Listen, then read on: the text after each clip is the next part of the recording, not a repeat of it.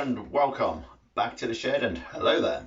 Okay, so today we're going to talk a little bit about coronavirus and our government's response. I am obviously living in the UK, so I'm going to concentrate only purely on the UK and the government's response and the opposition's feedback, if you like, or how they feel that they would have dealt with it and how they feel that they could have done better and whether or not they could have or couldn't. Before I start, I am not going to give away my political allegiance, if you like. I'm not going to say whether I am for what the government does or against, and whether I'm for what Labour says or against. Obviously, Labour being the main opposition in our country and the Conservatives being the government currently in power. Now, personally, my opinion, like I say, I'm not going to give away my view, but I am not totally for one party or another. Personally, I feel that we're better off when both two main parties are in power from time to time. I do have a preference, but like I say, I am not going to go there. I'm not going to sort of show my bias, hopefully, too much. But if you know me, you know my preference, but that's fine. And if you don't, let's see if you can work it out, shall we? So obviously this week we have sadly come into 100,000 deaths of people who had COVID within 28 days of them sadly passing away. And this is horrific.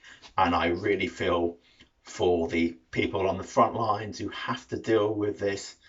There was a mortician on the other day saying it's really bad. They deal with death on a day-to-day basis, but not to the extent that it is.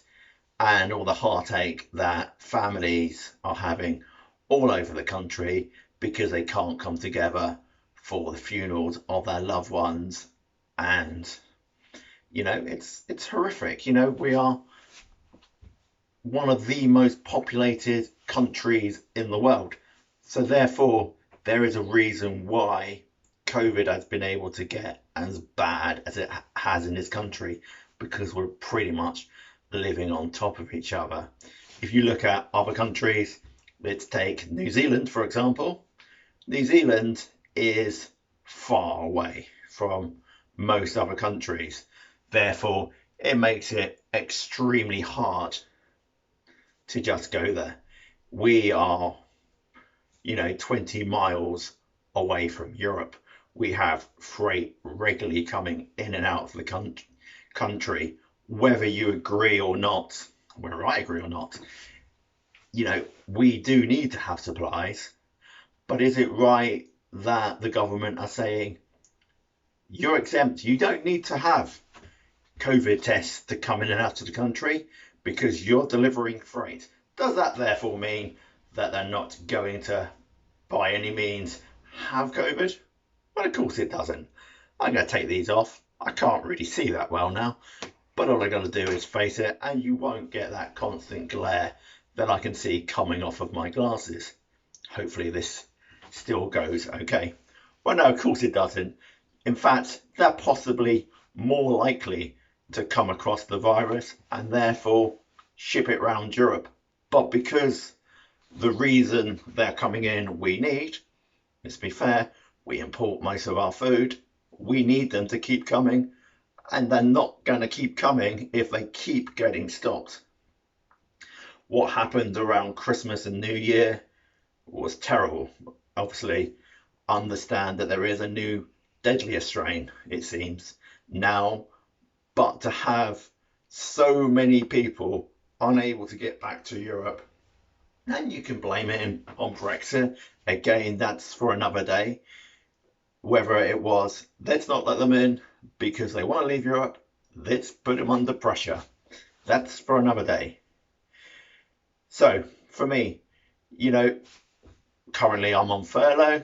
That's great. That means that I get 80% of my normal wage, up to £2,500 a month. So yeah, as a family, we know we have money to survive on. I personally think that we're quite lucky there, because if we were, say, in Brazil, where again it is very bad, or Central Africa, we're not going to get that. We don't really hear how bad it is in Central Africa, but again, that's a topic for another day. We're sort of trying to focus on the UK here rather than Europe and Africa and America and other places in the world. So because of the amount of people we have in our country, therefore means it's able to transfer to others. You know, in the first lockdown, it was stay at home, protect the NHS, which, you know, on the whole we did. Is this lockdown as effective? Is this lockdown being, what's the word, taken as seriously? Personally, I am, but I'm not saying others don't. You know, I don't think it really matters whether you vote Conservative, Labour, Liberal Democrats, the Green Party, the Raving Loony Party, SNP, the Welsh, whoever there is in Northern Ireland. We all need, in many ways, to come together and stay at home. Yesterday, the 27th of January, for example, was International Holocaust Remembrance. You know, all we have to do is stay at home. During the Holocaust, 6 million people were murdered by the Nazis, plus all the other people, all the soldiers and all those that got killed, you know. So let's just think about it, people. All we need to do is stay at home. Like I say, it's hard, it's getting boring. Hey, I've started a YouTube channel. That's how bad it's got. And yes, you do have to suffer me every day. But when you look back at it, should we have locked down earlier? Yes, 100%. Totally agree with Labour there. We should have locked down earlier. Should we have allowed students to go back to university in September? No, we shouldn't have. They did. So again, totally there. Agree with Labour. Should we then have locked down earlier than November? Again, have to 100% agree with Labour. Yes, we should have. And should we then have opened on December the 2nd? Well, for me, no. We can't open then, because it's right on Christmas. People are going to think, oh, that's all right, I'll go out and do my Christmas shopping now. Well, then this second strain came along, and it's been appalling. You know, so many people now are dying, so many people are in hospitals. The NHS this time of year are always stretched, bless them. And, you know, it must be horrific. As I said before, you have the two types of people. You have people like myself who are furloughed, who have to stay at home. And then we have people like Beth, my stepdaughter, who is a nurse, has to go to work.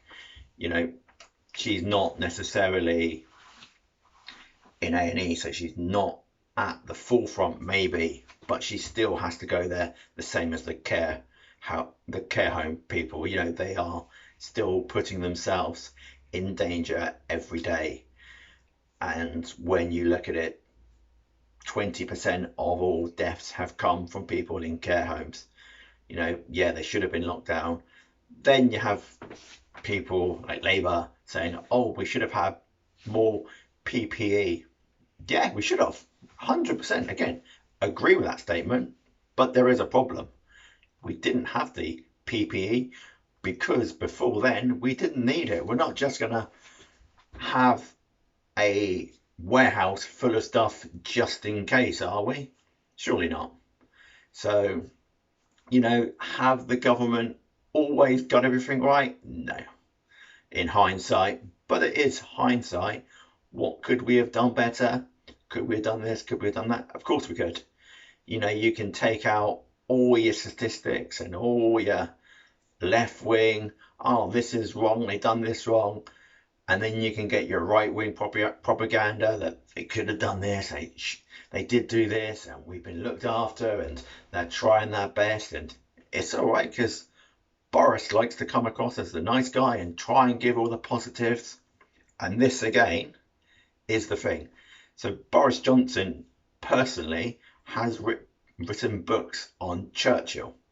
Now, Churchill, during the Second World War, when he took over in 1940, didn't say, "Oh, it's all right, boys. This is going to be easy. You know, we'll be done by Christmas." He said that this is our darkest hour. This is the worst. Can't guarantee anything. So what he needed to potentially be was worst case scenarios. Like, this is going to potentially happen. This is going to potentially happen. Trying to put a happy spin on stuff doesn't really buy it. You know, it is hard and it's horrible, this coronavirus, and we are really, really struggling. And the deaths have been horrific. But there we are. Anyway, that was my little rant. Hope everyone is okay, and I will see you next time.